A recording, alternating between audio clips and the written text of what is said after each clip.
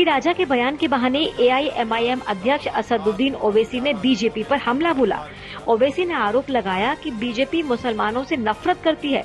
ओवैसी ने कहा कि टी राजा का बयान हैदराबाद में हंगामे की साजिश है। बीजेपी तेलंगाना की शांति को भंग करना चाहती है। ओवैसी ने कहा कि मैं यहाँ का सांसद हूँ, लेकिन मैं बता देना चाहता हूँ कि अमन कायम करने की जिम्मेदारी सिर्फ मेरी ही नहीं बल्कि सबकी है। भाजपा मुसलमानों से और प्रॉफेट मोहम्मद सल्लल्लाहु अलैहि वसल्लम से नफरत करती है।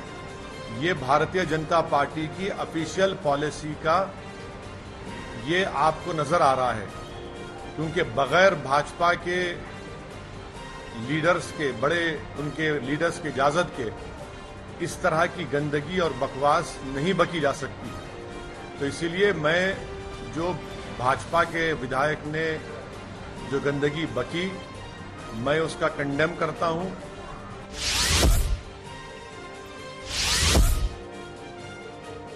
दिल्ली की आबकारी नीति पर छिड़े सियासत के बीच बीजेपी और आम आदमी पार्टी में आरोपों का दौर जारी है।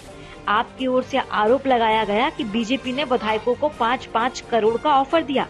आप विधायक सौरभ भारद्वाज ने कहा कि दिल्ली में हम लोगों ने बीजेपी के ऑपरेशन लोटस का पर्दाफाश किया। दिल्ली में बीजेपी का ऑपरेशन लोटस फेल हो गया।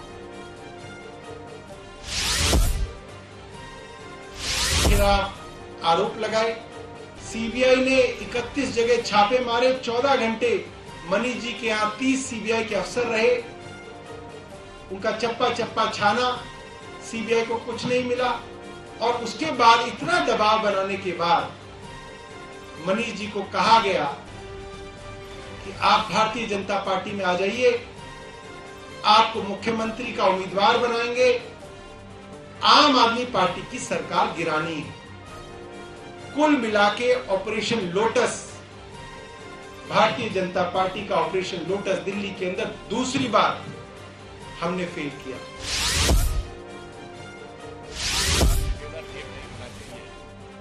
आपके ऑपरेशन लोटस के आरोपों का बीजेपी ने जवाब दिया। बीजेपी ने कहा कि ये मुद्दे को भटकाने की कोशिश है। बीजेपी नेता सुधांशु त्रिवेदी ने कहा कि शराब नीति में बड़ा घोटाला हुआ है। अरविंद केजरीवाल जनता को उसका जवाब दे। वहीं बीजेपी नेता प्रवेश वर्मा ने कहा कि आबकारी नीति को लेकर गठित कमेटी ने ज्यादा शराब बेचने के लिए प्रचार नहीं करने की सिफारिश की थी, लेकिन एक पेटी के साथ एक फ्री बिक रही थी। इसका प्रचार किया जा रहा था और बाहर से आकर भी लोग खरीद रहे थे।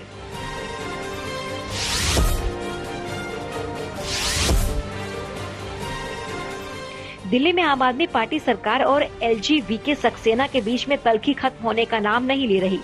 अब एक बार फिर LG ने केजरीवाल सरकार को लेकर नाराजगी जताई है। उपराज्यपाल की ओर से कहा गया है कि उनके पास कई ऐसे प्रस्ताव आ रहे हैं जिस पर सीएम के दस्तखत तक नहीं। LG की तरफ से सीएम अरविंद केजरीवाल को एक चिट्ठी लिखी गई जिसमें लिखा है कि कई सारे प्रस्ताव मुख्यमंत्री दफ्तर से बिना सीएम के दस्तखत के उनके पास आ रहे हैं, जो सही नहीं है। कोई भी प्रस्ताव या ओपिनियन भेजते वक्त मुख्यमंत्री ये सुनिश्चित करे कि उन पर उनका अपना दस्तखत हो, न कि किसी अधिकारी का।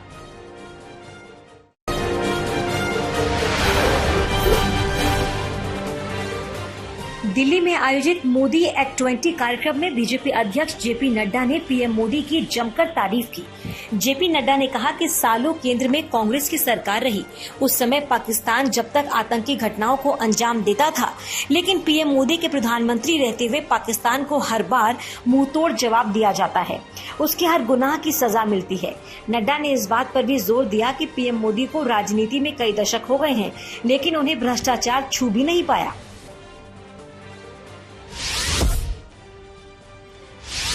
सालों से कांग्रेस की सरकार थी, कांग्रेस यही पाकिस्तान हमारा पड़ोसी, जब मर्जी तब, जब मर्जी तब, जब मर्जी तब, जब मर्जी तब। ये ऐसे प्रधानमंत्री निकले जिन्होंने कैलीकट के समुद्र के किनारे पब्लिक फंक्शन में कहा था कि तुमने जो किया है इसका जवाब जरूर मिलेगा और मुंह तोड़ जवाब मिलेगा। ये और आपको मालूम है कि सर्जिकल स्ट्राइक हुई, 50 साल का सार्वजनिक जीवन, 20 साल का एडमिनिस्ट्रेशन का जीवन, भ्रष्टाचार छू तक नहीं सकता।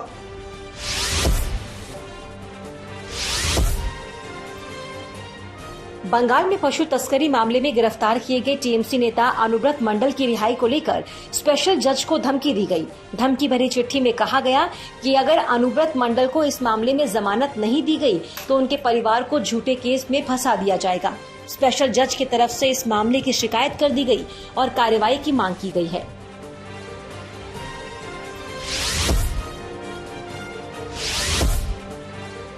शिवसेना पार्टी के चुनाव चिन्ह पर दावे को लेकर एकनाथ शिंदे और उद्धव ठाकरे गुट की याचिकाओं को सुप्रीम कोर्ट ने संविधान पीठ के पास भेज दिया। सुप्रीम कोर्ट के 3 जजों के बेंच ने कहा कि 5 जजों की बड़ी संविधान पीठ मामले की सुनवाई करेगी। कोर्ट ने कहा कि संविधान पीठ ही ये तय करेगी कि चुनाव आयोग किस गुट को शिवसेना का असली हकदार बताता है। सुप्रीम कोर्ट ने चुनाव आयोग से गुरुवार तक कोई आदेश पारित नहीं करने को कहा है।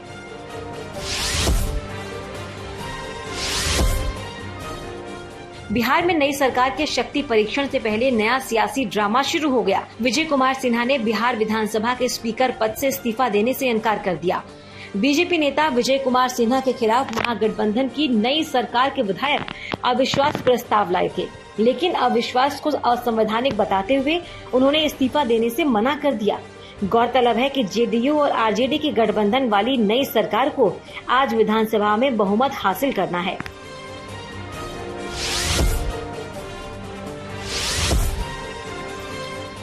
उत्तराखंड में बारिश के बावजूद रिकॉर्ड संख्या में श्रद्धालु बद्रीनाथ धाम में दर्शन के लिए पहुंच रहे हैं। 4 धाम यात्रा शुरू होने के 3.5 महीने बाद अब तक 11 लाख श्रद्धालु बद्रीनाथ के दर्शन कर चुके हैं। 4 धाम यात्रा अभी करीब 3 महीने और चलेगी। इस दौरान श्रद्धालुओं की संख्या में रिकॉर्ड इजाफा होने की उम्मीद है। इससे पहले साल 2019 में 12 लाख श्रद्धालुओं ने बद्रीनाथ के दर्शन किए थे, लेकिन इस बार अभी ये संख्या 11 लाख तक पहुँच चुकी है। केदारनाथ जी की कहे लगभग 10 लाख 16 हजार लगभग यात्री केदार धाम में पहुंच गया। दोनों धामों की बात करें 21 लाख से ज्यादा श्रद्धालु दोनों धामों में अब तक आ चुके हैं। मौसम बड़ा अच्छा है, आजकल बहुत सुहाना मौसम है। बद्रीनाथ जी का केदार जी का है, मार्ग अच्छे, रोडों की स्थिति अच्छी है।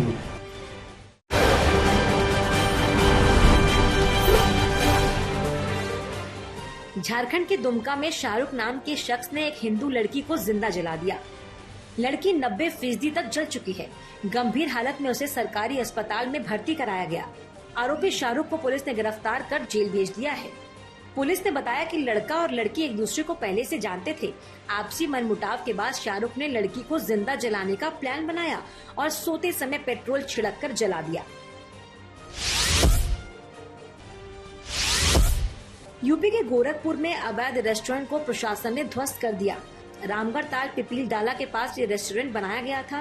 गोरखपुर प्राधिकरण ने इसे हटाने का नोटिस दिया था, लेकिन जब अतिक्रमणकारियों ने इसे हटाया तो जेडीए ने बुलडोजर चला दिया। तोड़फोड़ के दौरान उपद्रव न हो, इसके लिए पहले से ही भारी पुलिस फोर्स तैनात थी। राजस्थान के अलवर में किराए से बचने के लिए एक शख्स ने खुद को मरा हुआ घोषित किया। मामला 16 लाख रुपए किराया भुगतान का है।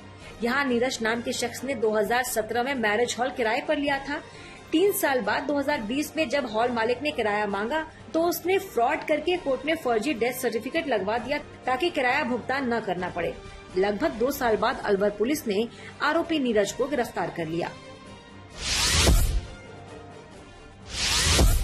इंदौर जिला जेल में महिला कैदी के पास मोबाइल मिलने से हड़कंप मच गया। जिस महिला के पास मोबाइल मिला है उसका नाम पायल है। कॉल डिटेल से पता चला कि वो मुंबई के किसी रसूखदार से फोन पर बात कर रही थी। पायल धोखाधड़ी के मामले में सजा काट रही है। इंदौर, भोपाल, गुड़गांव, मुंबई, दिल्ली समेत कई इलाकों में इसने बड़े बड़े लोगों को चूना लगाया है। एमपी के रीवा में खराब सड़क की वजह से गर्भवती महिला अस्पताल नहीं पहुंच पाई। मामला रीवा के त्योथर इलाके का है, जहां सिविल अस्पताल जाने वाली सड़क इतनी खराब है कि इस पर पैदल चलना भी मुश्किल है। गांव की ही रहने वाली महिला को जब प्रसव पीड़ा हुई तो एम्बुलेंस बुलाया गया, लेकिन एम्बुलेंस समय पर नहीं आई तो परिजन ऑटो से अस्पताल जाने लगे। अस्पताल पहुंचने से पहले ही ऑटो में महिला की डिलीवरी हो गई।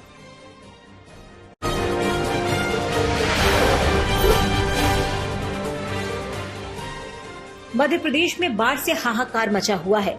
मध्य प्रदेश में हो रही आफत की बारिश ने पिछले 6 साल का रिकॉर्ड तोड़ दिया। भोपाल, रतलाम, सागर, विदिशा, अशोकनगर और शिवपुरी जिले में स्कूल बंद हैं। वहीं मालवा, नर्मदापुरम और देवास जिलों में भी स्कूलों की छुट्टी घोषित की जा चुकी है। स्कूल खुले भी कैसे, वो तालाब में तब्दील हो चुके हैं। मध्य प्रदेश में भारी बारिश और बाढ़ के चलते 16 सड़क मार्ग बंद और प्रभावित हैं। वहीं सरकार की ओर से इन इलाकों से सफर न तय करने की अपील की गई। आपदा की स्थिति से निपटने के लिए मुख्यमंत्री शिवराज सिंह चौहान खुद मैदान में उतर आए हैं। शिवराज सिंह चौहान ने बाढ़ प्रभावित इलाकों का हवाई सर्वे किया और पीड़ितों से मुलाकात की।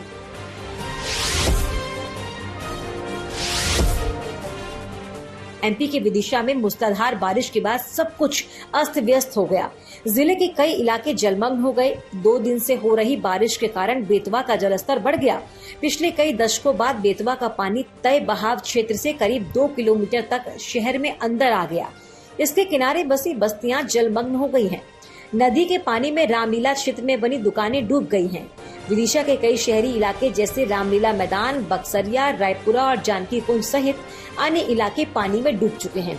वहीं रेस्क्यू टीम लगातार लोगों को सुरक्षित स्थानों में पहुंचाने का काम कर रही है।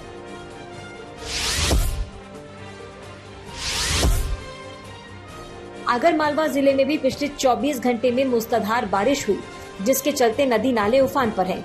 जिले के कुंडलिया डैम के 11 में से 10 गेट खोल दिए गए।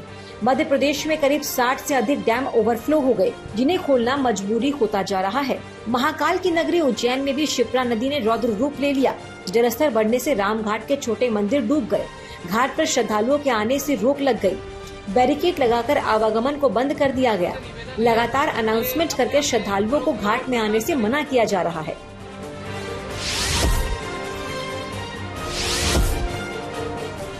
राजस्थान का भी बाढ़ ने बुरा हाल कर रखा है। राजस्थान के कोटा संभाग में हो रही भारी बारिश के कारण वहां चारों जिलों में बाढ़ जैसे हालात हो गए हैं। कोटा समेत बूंदी, बारां और झालावाड़ जिले में चौतरफा पानी ही पानी फैला है। बचाव दल पीड़ितों को सुरक्षित स्थानों पर पहुंचाने का काम कर रही है। 2 दिन की भारी बारिश ने राजस्थान में बाढ़ के हालात पैदा कर दिए। 7 जिलों में हालात सबसे ज्यादा खराब है। धौलपुर और झालावाड़ में पानी में फंसे हजारों लोगों का रेस्क्यू करने के लिए सेना को तैयार करने के लिए कहा गया है। राजस्थान में इस मानसून सीजन की स्थिति देखें तो अब तक सामान्य से 46% ज्यादा बरसात राज्य में हो चुकी है।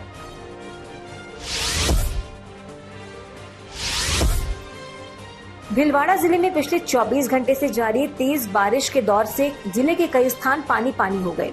कई नदी नालों के उफान पर आने से 1 दर्जन से अधिक रास्ते बाधित हो गए। जिला प्रशासन ने भी अलर्ट जारी करते हुए नदी नालों पर सुरक्षा व्यवस्था बढ़ाते हुए नदी के आसपास के क्षेत्रों में रहने वाले लोगों को सावधान रहने की अपील की। बूंदी में गुड्डा बांध से पानी छोड़ना पड़ा। इस वजह से मेज नदी उफान पर आ गई। पानी इतना बढ़ा कि पानी पुल तक पहुंच गया। उदयपुर में बाढ़ ने हालात बेकाबू कर दी। नदियों में सैलाब नजर आ रहा है।